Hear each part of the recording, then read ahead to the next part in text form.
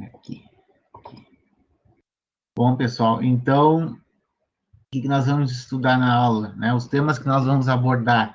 Vamos abordar o diagrama de fases, né? Que o diagrama de fases, ele é muito importante, e não só no, digamos, não só no estudo da química, ele também é estudado em outras matérias, na física também se estuda o diagrama de fases, e o diagrama de fases, ele volta e meia está presente em provas, tanto em prova de Enem, pode estar na prova do PAV, pode estar na prova do vestibular, de repente alguém faz a vestibular fora daqui, em outras universidades também pode cair, então o diagrama de fases é importante, que eu vou dar uma passadinha com vocês sobre ele, né? Dentro desse estudo de fases aqui, vocês vão ver lá o sólido, líquido, gasoso, e aí tem métodos de separação. Nesses métodos aqui, nós vamos ver eles, alguns deles, né, os principais. Como é que a gente faz para separar um sólido de um líquido de um gás de outro gás, um sólido de outro sólido, né? Então, vamos ver também aqui, na segunda metade da aula, nós vamos ver fenômeno, o que é um fenômeno, o que é um sistema, e nisso aí a gente vai entrar no estudo das reações químicas, ainda numa parte bem inicial, tá bem? Vamos estudar sobre as reações químicas também. Então, diagrama de fases, né? O que é esse diagrama de fases? Esse diagrama de fases, ele é um gráfico onde ele ilustra onde cada uma das fases estão presentes, onde é que está o sólido, onde é que está o líquido e onde é que está o vapor. Esse aqui é um diagrama de fases, porque ele tem para várias misturas, para várias soluções, tu vai ter um diagrama diferente, tá? O que eu trago aqui é o que geralmente se estuda para as provas do Enem, para vestibulares, né? É o diagrama da água. Esse aqui é o da água, tá? Vamos botar aqui. Esse aqui é o diagrama da água. Tá? É da água. Tá?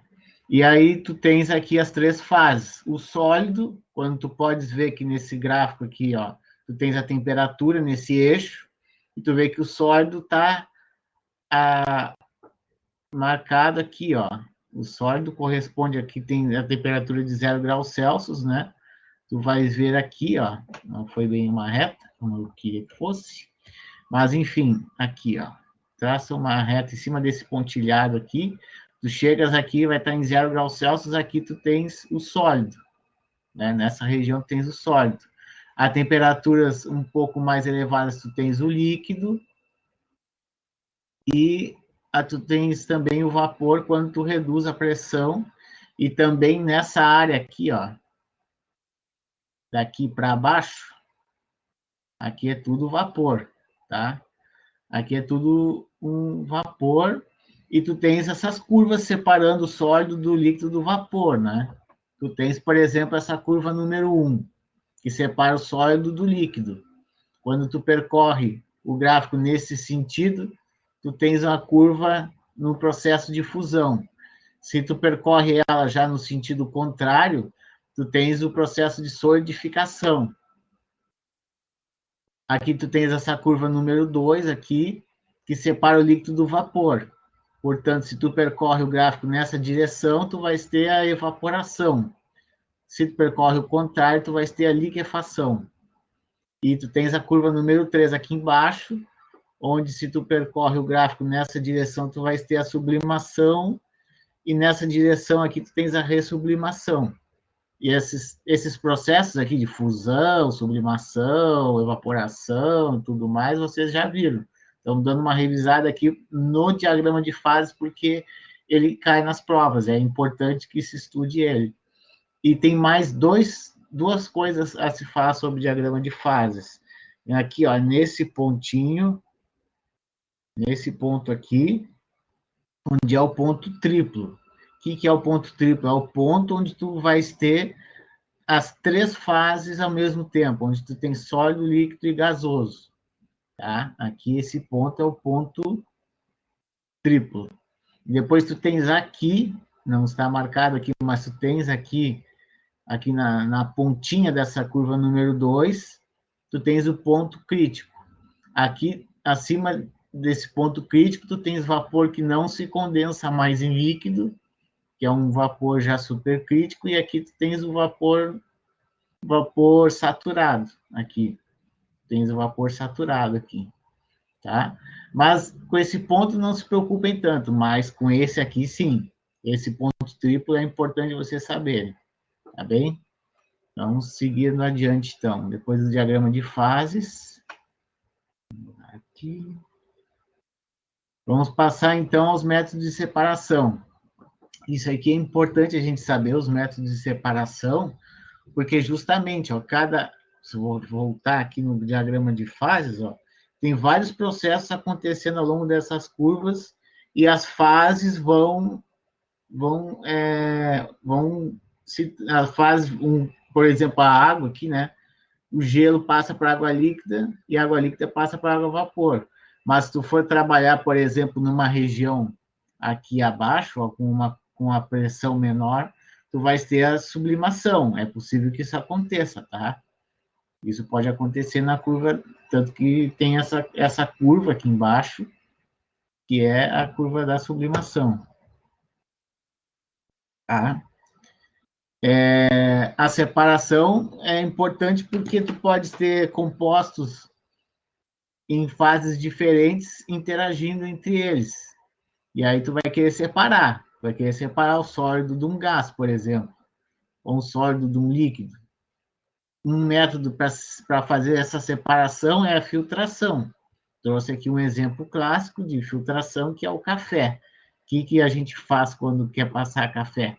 A gente coloca café em pó no papel filtro, coloca água quente que vai arrastar cafeína e vai arrastar os compostos que dão o sabor característico do café e eles vão cair aqui embaixo. E aqui em cima vai ficar o sólido que não é arrastado pela água, né? Vai ficar aqui os demais componentes do café que não são solúveis em água, eles vão ficar aqui em cima. Um outro modo de filtração, também muito conhecido por todo mundo, é quando a gente vai passar o aspirador de pó. O que o aspirador de pó faz? Ele suga ar e suga o sólido junto, ele arrasta os dois lá para dentro. E aí lá dentro dele tem um filtro. Esse filtro vai reter toda o sólido que for sugado do piso. Vai ficar a sujeira, vai ficar retida aqui e o gás vai embora, né? Mas é um modo de filtração também. A aspiração, o uso do aspirador de pó também é um método de filtração, um dos métodos de separação mais conhecidos. Agora tem também uma característica que se explora, que é o ponto de ebulição. Ele é bastante explorado, né, na indústria e, por exemplo, tem um processo que é bastante conhecido, que é o processo de destilação. Quando tu tens, por exemplo, uma mistura homogênea de sólido e líquido, tu vais usar a destilação simples. Esse aqui é um exemplo clássico disso, é a fabricação de perfumes. No perfume, tu vais ter as flores e as essências que estão dentro do frasco,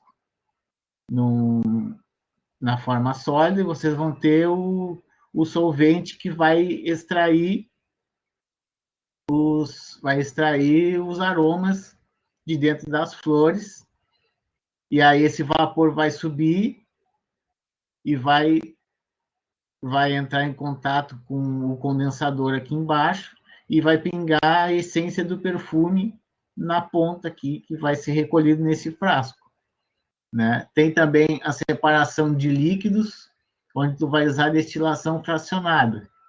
Nos líquidos, por exemplo, tu vai ter, como no exemplo que está aqui, são água e acetona, tu vai ter, por exemplo, nos pontos de ebulição, o da água é 100 graus Celsius e o da acetona em torno de 56 graus Celsius. Como eles têm diferença no ponto de ebulição, já vou fazer uma perguntinha para vocês aqui, ó, para ver. A acetona tem 56 graus Celsius de ebulição e a água 100. Qual dos dois vai ferver mais rápido? A água ou a acetona? O que vocês acham?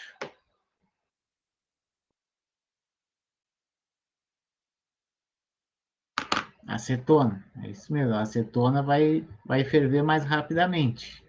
O mouse. O mouse trancou.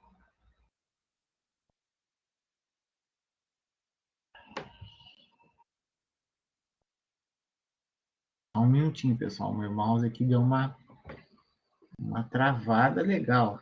Um pouquinho.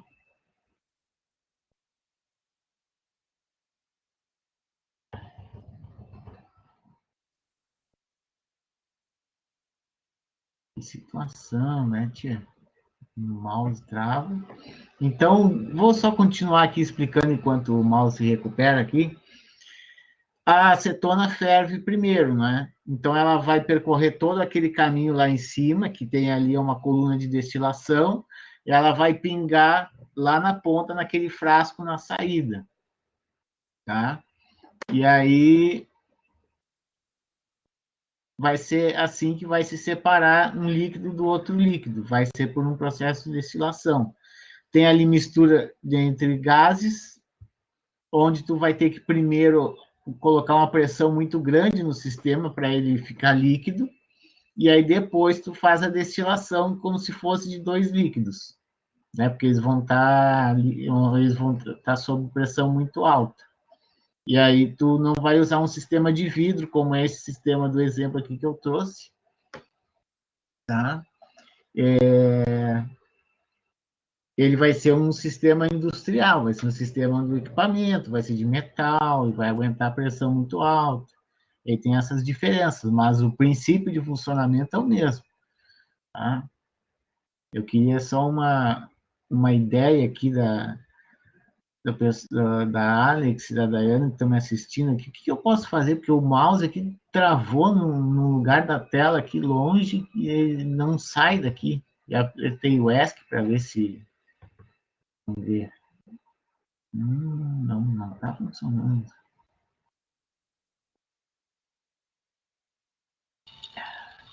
É o mouse do Note ou é o do separado? Note. É o do Note que eu tô sem pilha aqui no meu mouse. É porque às vezes desconectando e conectando vai. Pois é, que é no Note. E o mousepad dá para... É o meu mousepad que está trancando. Eu não sei o que eu vou fazer agora. Será que eu reinicio aqui a tela do F5? Será que vai mudar alguma coisa? Só o problema vai ter que parar a gravação, eu acho, né? Iniciar de novo. Pois é. Ah, descobri aqui. Foi? Deu? Foi. Agora vamos voltar aqui. Eu usei a caneta, estou usando a caneta aqui para navegar. Então vamos continuar, pessoal. Deu um pequeno probleminha técnico, mas acontece, né?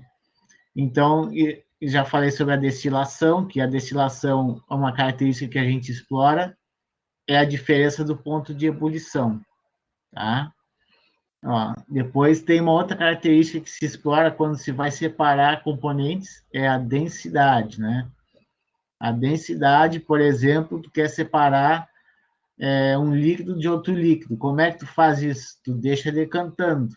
Por exemplo, no laboratório tem esse funil, esse exemplo aqui do... Opa!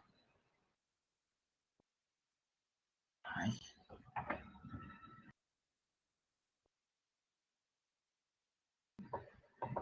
Tá, agora sim. Exemplo do funil, né? Vocês têm o funil, e aí no funil tu coloca a mistura de dois líquidos. O que no início poderia, por exemplo, no caso desse sistema aqui, parecer uma mistura totalmente azul, totalmente homogênea de um composto só, quando tu coloca no funil e deixa ali aguardando por alguns minutos, algumas horas, tu vê que forma fases diferentes. Então, não é mais uma mistura, é uma mistura de dois líquidos, mas não é uma mistura homogênea, é uma mistura de duas fases, ela é heterogênea. Então, vocês veem que dá para separar por decantação. Vocês deixam a mistura em repouso e aí ela vai separando as fases conforme o tempo vai passando. Tem também a separação de misturas heterogêneas. Quando tu tens, por exemplo, sólidos de diferentes densidades, um sólido mais pesado, um sólido mais leve, tu passa, deixa ele passando vento por entre os sólidos, tu vai separar, o sólido mais leve vai embora, o sólido mais pesado vai ficar retido. Geralmente se usa uma peneira para fazer isso, né? Usa uma peneira. Tem também uma outra característica que se explora para fazer o processo de separação é a solubilidade. Como no caso do exemplo que eu trouxe aqui, por exemplo, tu tens num frasco sal e óleo misturados. E aí tu quer retirar o sal desse óleo aqui. De uma maneira prática, ao invés de tu ferver o óleo até o óleo evaporar e ficar só o sal, tem uma maneira mais prática que é tu adicionar água. Tu adiciona água, faz uma mistura, né? Tu agita o frasco tendo a água junto, a água vai solubilizar o sal que tem dentro do óleo, e aí vai ficar na fase do fundo a água com o sal retido, e no topo vai ficar a fase mais leve do óleo, já sem o sal. Essa é uma maneira que se chama de solução fracionada. Separa o sólido dissolvido em uma fase líquida por uma outra fase. Né? Tu adiciona água no óleo, eles se separam, mas o sal fica junto da água porque os dois tendem a se combinar. O sal tende a se ionizar na água e eles se combinam. Né? E tem uma outra característica também que é interessante, que é o ponto de sublimação. Conforme a gente falou ali, sublimação é a passagem direta do sólido para o vapor, ou do vapor para o sólido, né? Então, uma característica para separar sólidos que são diferentes em uma mistura heterogênea. Por exemplo, tu tens aqui uma mistura de areia e iodo. Como é uma maneira de tu separar ele? Tu pode separar aquecendo essa mistura. Porque se tu aquece essa mistura aqui, o iodo vai sublimar. Temperatura que a água, que a areia muda de fase é muito alta. Então, ela vai continuar areia sólida e o iodo que tende a sublimar, ele vai ser coletado aqui no topo desse vidro de relógio. Ele vai estar recobrindo o frasco Becker e vai ser coletado aqui o iodo. Ele vai vir aqui para cima e aí ele vai ressublimar aqui em cima e vai ficar na fase sólida. Bem, tem outro método de separação também, que é a separação magnética. Ela separa metais que podem ser atraídos por um ímã. Metais geralmente ferrosos. Separa de outros metais não ferrosos ou de compostos que não são atraídos por ímã. Aí aqui no caso tem uma mistura, que isso aqui eu acho que é areia, e aí aqui pelo ímã que está sendo colocado aqui próximo, está sendo atraído o material ferroso, está sendo atraído por esse ímã.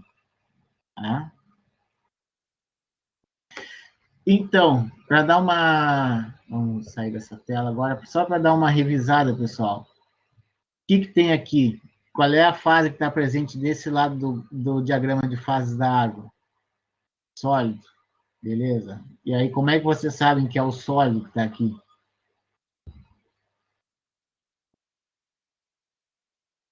Tem que olhar nesse eixo aqui, ó. Que característica tem nesse eixo que eu vou poder saber que o sólido está presente nessa região? Aqui, ó. Temperatura. A gente vê pela temperatura, também vê pela pressão, né? Que é o outro eixo. Mas, geralmente, pela temperatura, a gente já pode ter uma ideia do que a gente tem em cada uma das regiões. O que tem aqui? Qual é a fase que está presente nessa região aqui? É o líquido, isso mesmo. Aqui é o sólido e aqui é o líquido. Por eliminação, o que a gente tem aqui?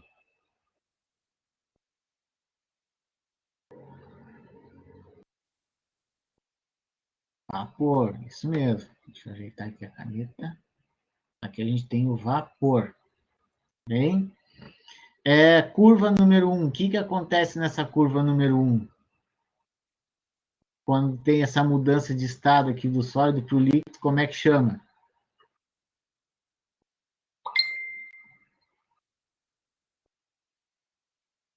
Quando tu tens um gelo, que é para passar para água líquida, qual é o nome do processo?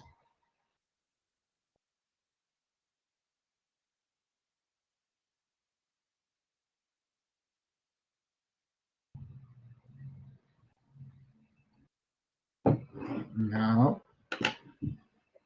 Quando tu quer passar do sólido para o líquido, quando tu quer passar do gelo para água líquida. Como é que é? Do sólido para o líquido. Isso, do sólido para o líquido, é a fusão. Aí, isso aí.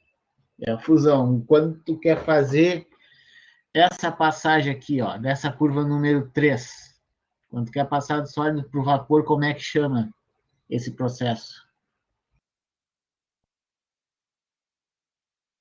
Sólido para o vapor. Sublimação, exato. E esse aqui, quando quer passar do líquido para o vapor, como é o nome desse processo aqui?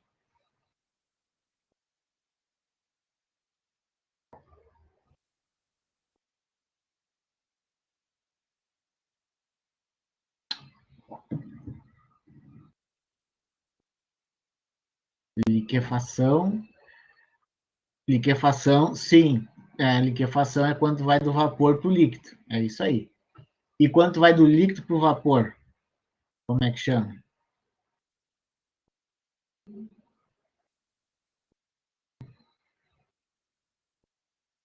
Uhum. Isso, vaporização. Quando quer passar do líquido para o vapor vaporização, ou ebulição também é outro nome que se dá, tá bem? Eu acho que de diagrama de fase já está legal.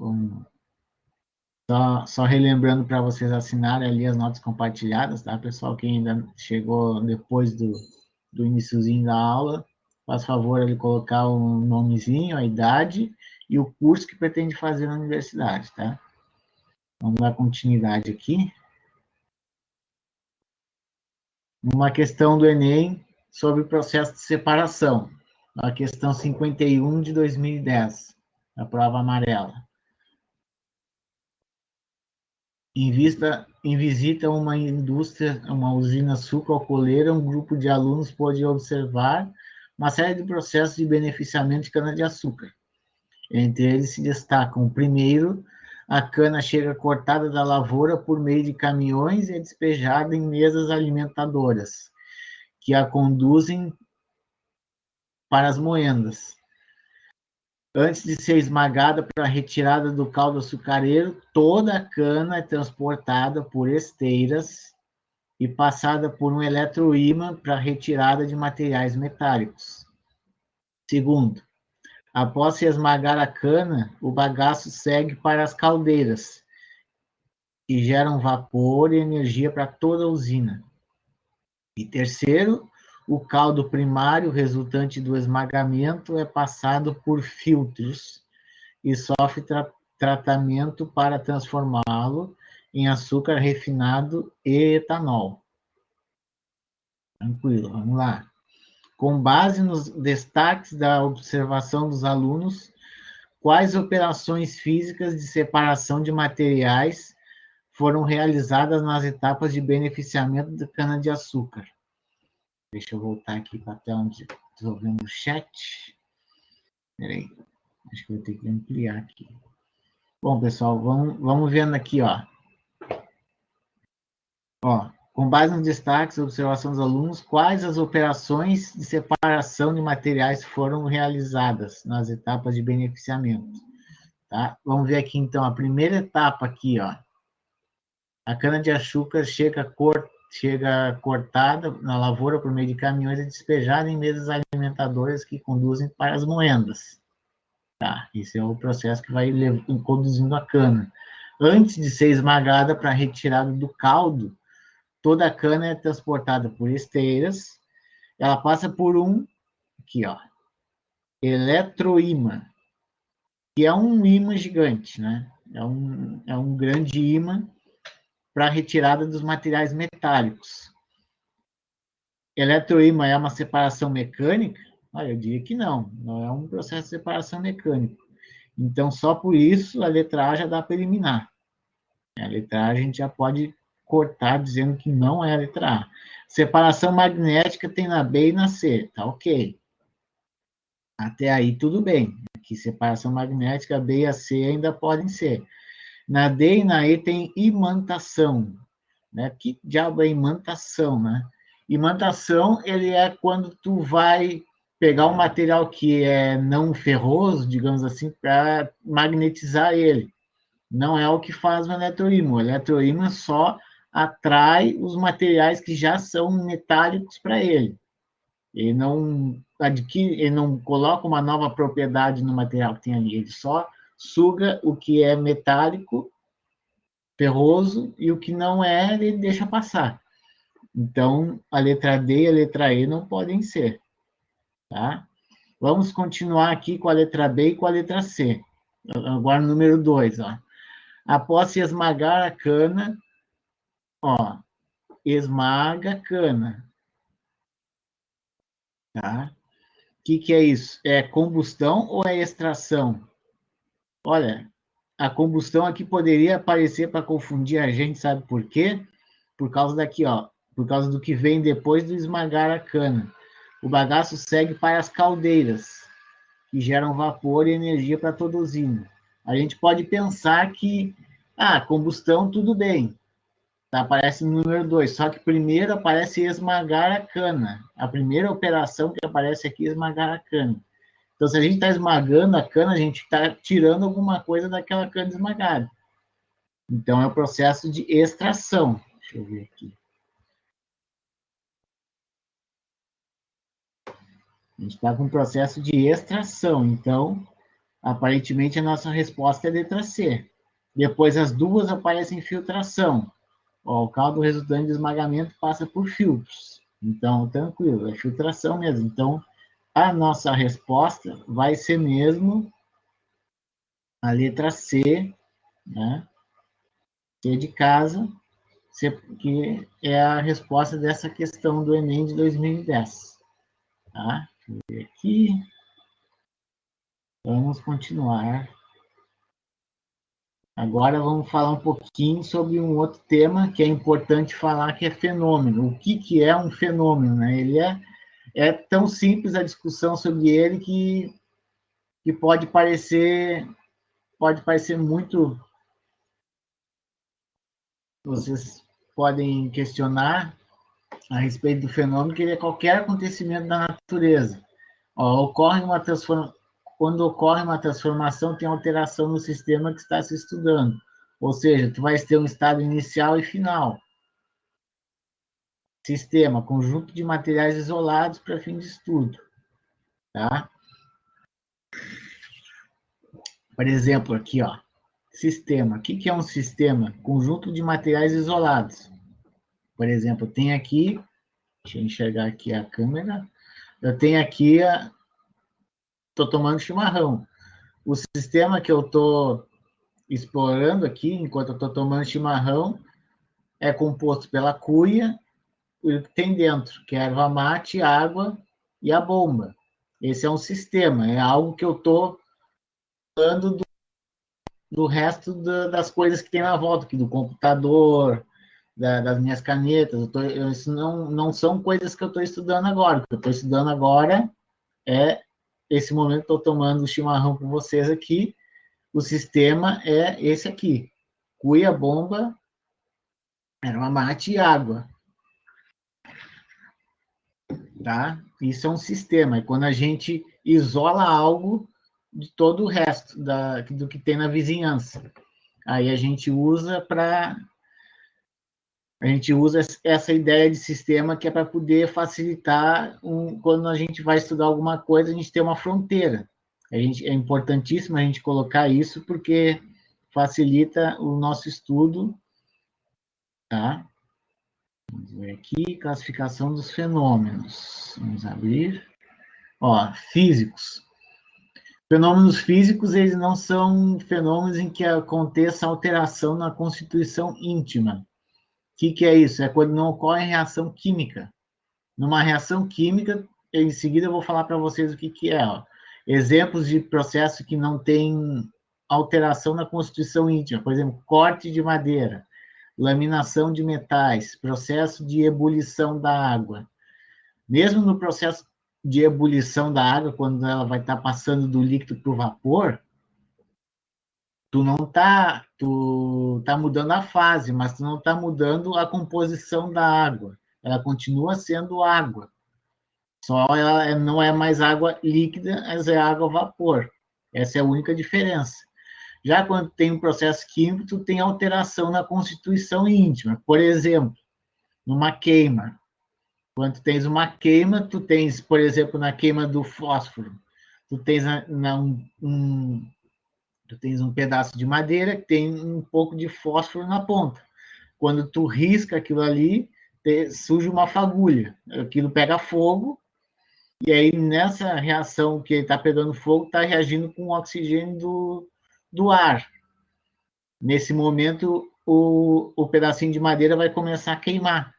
Então, conforme ele vai percorrendo aquele caminho, vai tudo ficando preto, é porque está queimando o carbono que tem ali na madeira. Queimou o fósforo primeiro, óbvio, o fósforo da ponta, e aí depois foi queimando a madeira, até um ponto que ele apaga. Isso é um processo de reação química.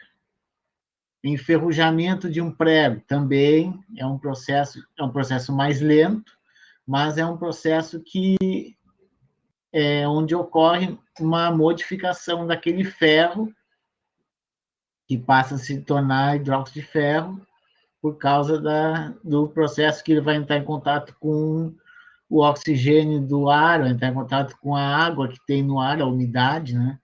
O azedar de um vinho, fabricação de pão, né? Apodrecimento de alimentos, fabricação de iogurte, dentre outras aplicações. Foi aqui. Indique, agora vamos passar por um momento de interação de perguntas aqui, ó. Qual é o fenômeno que ocorre quando tem a queima de gasolina no motor dos carros? É um tipo de fenômeno químico ou físico? É químico, isso mesmo. Digestão do alimento. Digestão de alimentos é um processo químico ou físico? Físico. Quando tu acende uma lâmpada, é um processo físico ou químico?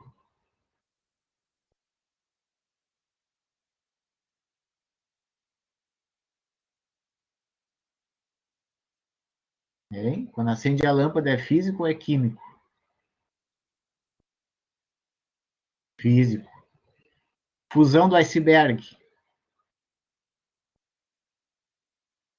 Não, fusão do iceberg não é químico. Não, é físico. É um gelo gigante derretendo, né? É verdade. Aqui, ó, formação de ferrugem, eu acabei de falar para vocês, né?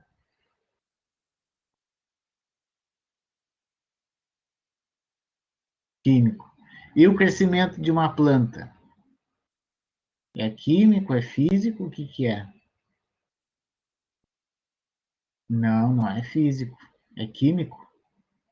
Porque mesmo numa sementinha muito pequena de uma planta, tem um monte de reações químicas acontecendo lá dentro, processos bioquímicos. Então, o crescimento de uma planta é um processo químico. Tá? E agora eu vou falar para você sobre reação química. Todo fenômeno químico constitui uma reação. É o exemplo que eu trouxe aqui, vocês ainda não estudaram a tabela periódica, mas eu já trouxe aqui alguns elementos que aparecem na tabela. Ó, enxofre reagindo com oxigênio, ó, o que ele vai resultar? Ele vai resultar em dióxido de enxofre. Ele é S2 mais O2, que vai resultar em SO2, tá? Aí vai ter 2 aqui e vai ter 2 aqui, tá? Essa aqui é a reação química, eu trouxe esse exemplo mais para ilustrar para vocês, que eu não vou entrar no mérito dos elementos, mas eu vou entrar no mérito do conceito de reação química, né?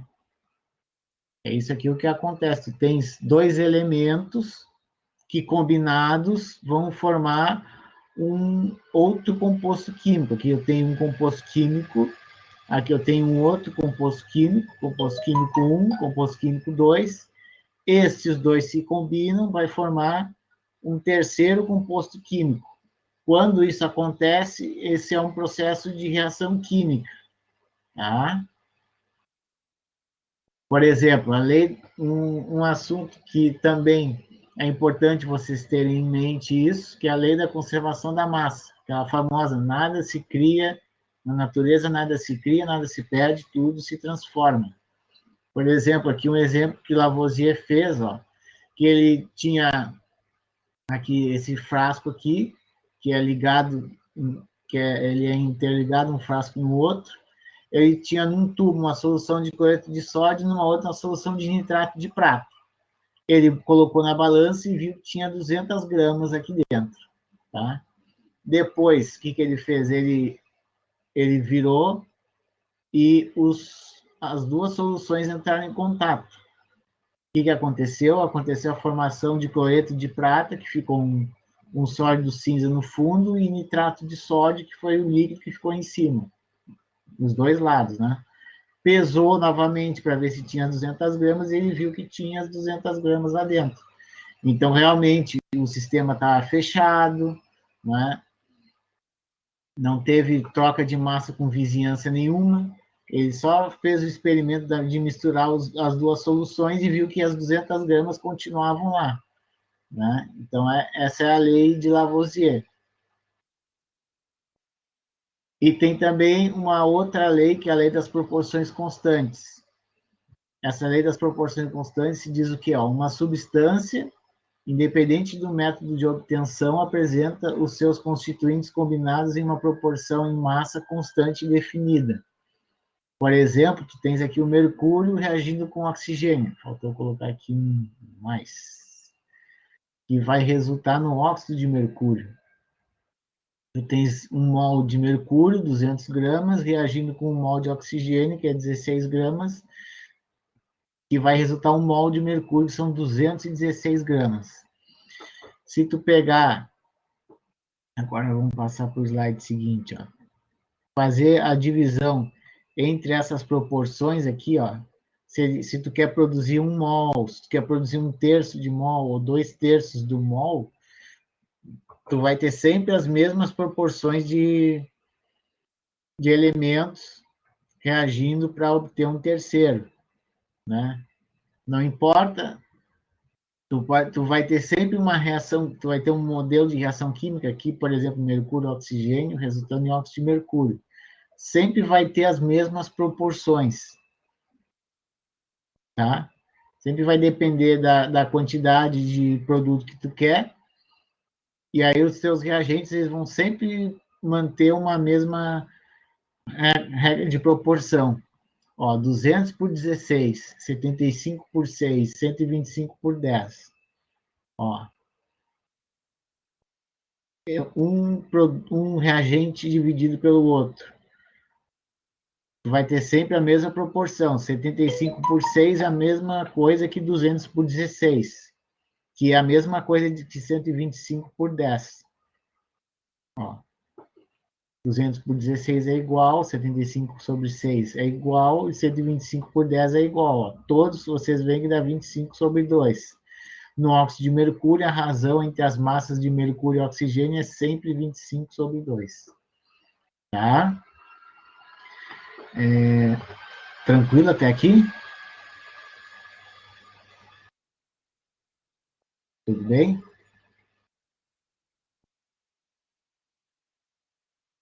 Então, vamos dar continuidade, pessoal. Vamos pegar aqui um exemplo de cálculo. Um exemplo, 20 gramas de hidrogênio reagem completamente com 160 gramas de oxigênio, produzindo a água. Determina a massa do oxigênio necessário para que se obtenham 18 gramas de água. Tens aqui 20 gramas de hidrogênio reagindo com 160 de oxigênio, eles vão resultar em 180 de água. Aplicando a lei de Proust, que foi o que vimos no slide anterior, ó, oxigênio e água. 160 gramas de oxigênio vão estar para 180 gramas de água. Se a gente quer 18 gramas de água, nós vamos ter um X de oxigênio. Aí faz a regra de 3, vai resultar em 16 gramas de oxigênio. Tá? Aplicando a lei de Proust. Tem um outro exemplo que eu trouxe também para ilustrar um cálculo. Determine um reagente em excesso e sua massa se colocar uns 10 gramas de hidrogênio em contato com 32 gramas de oxigênio. Beleza? Temos hidrogênio e oxigênio.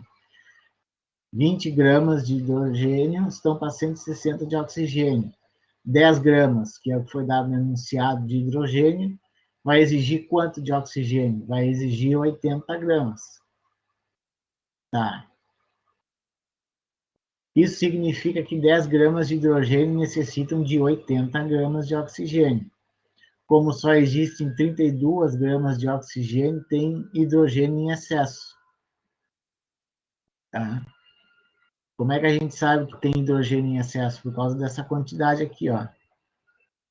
Se aqui tem 32 gramas, que é o que foi dado, ó, quantas gramas eu vou precisar de hidrogênio para mim obter 32 gramas de oxigênio? Eu vou fazer a regra de 3 aqui, eu vou ter 4 gramas.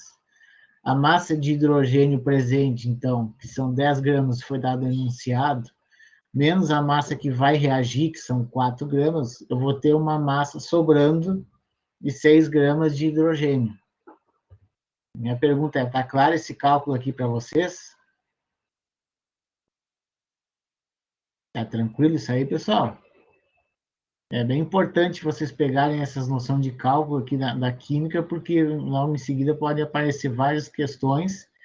Vai aparecer regra de 3 direto, aí é bom que se pratique, às vezes pratica até fazer cálculo de cabeça, porque na prova vocês não podem levar a calculadora, né? E aí fazer o cálculo no papel às vezes é meio demorado, se conseguir fazer de cabeça também ajuda bastante. E para concluir a aula, eu trouxe uma outra questãozinha do Enem, que envolve cálculo. Ó, o álcool hidratado utilizado como combustível veicular, ele é obtido por meio da destilação fracionada de soluções aquosas, geradas a partir da fermentação de biomassa. Durante a destilação, o teor de etanol da mistura é aumentado até atingir 96% em massa. Tranquilo, olha lá. Considere que em uma usina de produção de etanol, 800 kg de uma mistura de etanol e água com concentração de 20% em massa de etanol foram destilados, sendo obtidos 100 kg do álcool hidratado 96% em massa de etanol. Ó. 800 kg com a quantidade de 20% em massa de etanol. Tá? Sendo obtidos, se tirou desses 800, 100 kg de álcool 96%. Tá? Em seguida eu vou colocar essas coisas separadinhas, em massa de etanol. A partir desses dados, é correto concluir que a destilação em questão gerou um resíduo com uma concentração de etanol em massa. E agora eu vou compartilhar a tela com vocês. Deixa eu ver se eu consigo aqui.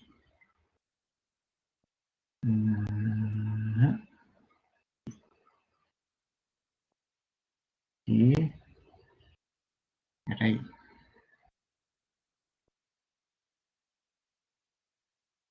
Aqui, pronto.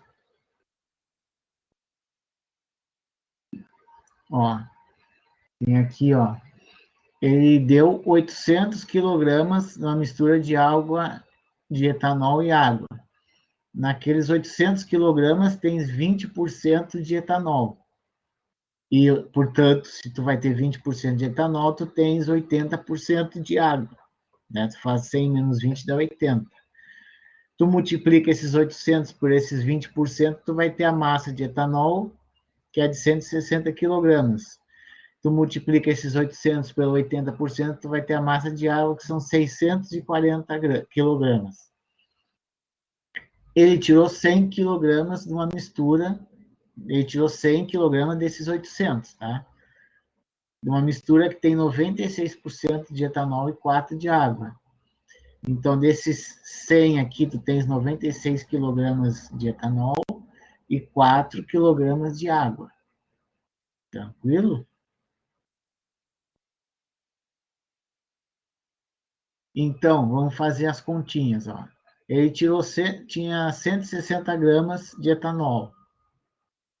Aqui, ó, 160 quilogramas de etanol, e ele descontou 96 que ele tirou como um produto.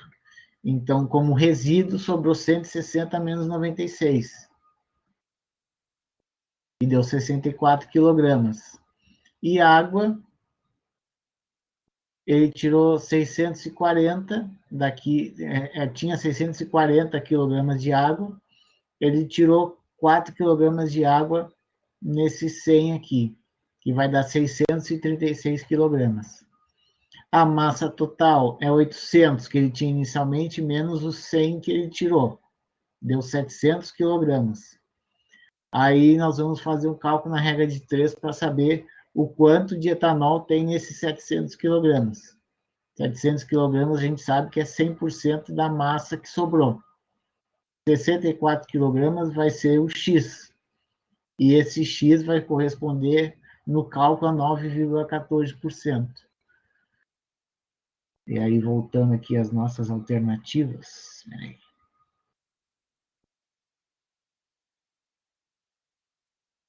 Voltando aqui às nossas alternativas, vai ser a alternativa letra D, entre 9 e 9,2%, né? Deu 9 ali, 9, epa.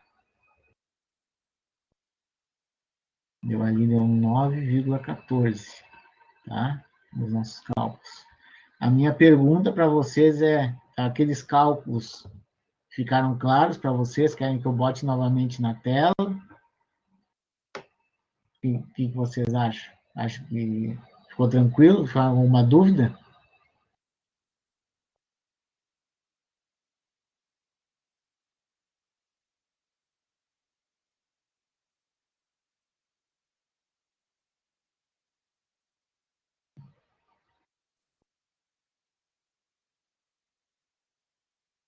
Ficou tranquilo, só preciso praticar para acostumar. Essas questões de cálculo é assim mesmo, tem que ir fazendo as questões para ir se acostumando no modo de fazer. Essa questão aqui é só vocês ir fazendo ir descontando a massa daquela massa de 800 quilogramas original. E aí vocês vão obtendo esses resíduos, né? Ele teve um produto de 100 quilos a partir daqueles 800, né? Então, 700 ele teve como resíduo.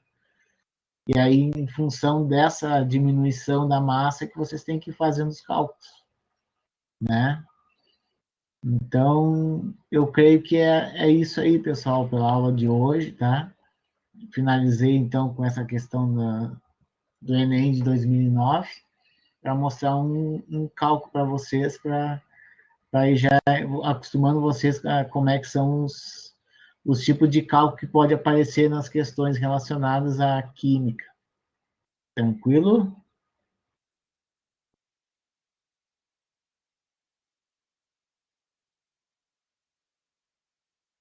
Então tá, pessoal, eu acho que é isso daí, vou tirar aqui a minha apresentação.